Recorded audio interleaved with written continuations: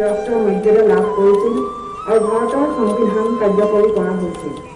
ভাৰতৰ দৰে এখন বিশাল গণতান্ত্ৰিক ৰাষ্ট্ৰ স্বাধীন নাগৰিক হিচাপে আমি প্ৰতিজন ভাৰতবাসীৰ গৌৰৱ অনুভৱ কৰোঁ। বাপুজীৰ অহিংসা মন্ত্ৰত দীক্ষিত হৈ দেশৰ স্বাধীনতাৰ হকে প্ৰাণ আহুতি দিয়া মণিৰাম দেৱান, কুশল কোঁৱৰ, কেলু ফুকন, মুকুন্দ কাকতি, কৰ্ণপ্ৰতাপ বৰুৱা, হেমৰাম পাটৰ, ভোগেশ্বৰী ফুকননী আৰু ৰাজ্যসভাৰ অন্যান্য স্বাধীনতা সেনানীলৈ আমাৰ গভীৰ শ্ৰদ্ধা জ্ঞাপন কৰিছে।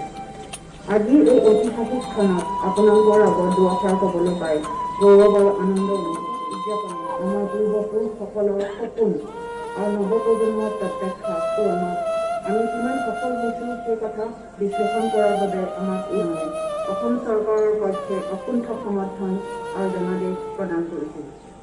আমি গভীৰ আশা আৰু প্ৰত্যাশাৰে আমাৰ যাত্ৰা আৰম্ভ কৰিছোঁ। সকলো নাগৰিকৰে সংবিধান প্ৰদত্ত গণতান্ত্ৰিক অধিকাৰ পূৰণ কৰাৰ বাবে আমাৰ চৰকাৰে প্ৰচেষ্টা অব্যাহত ৰাখিছে।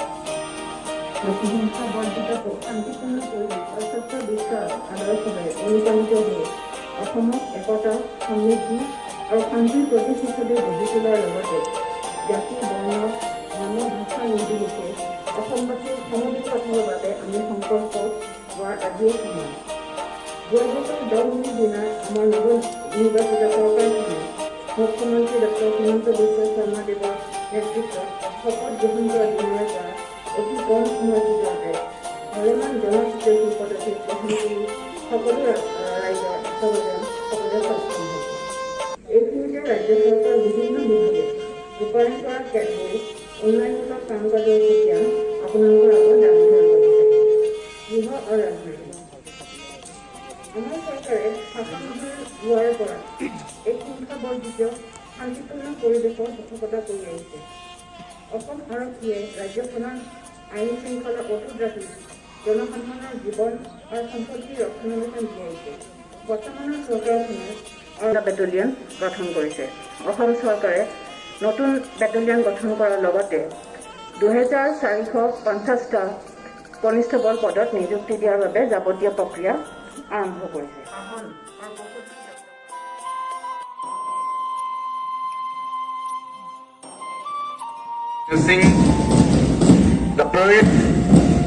The parade commander, Inspector Long Term, Parade 2IC, ABSI Atul Saikia, kindly clap your hands. Bahadur Sapoli Debo. Give them a big round of applause.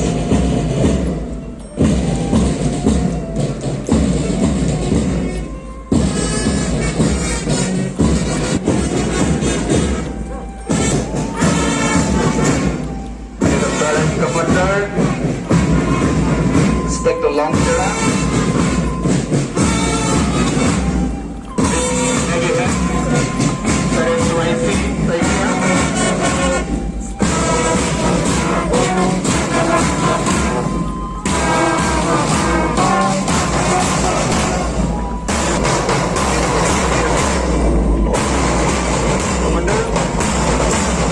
The CRPF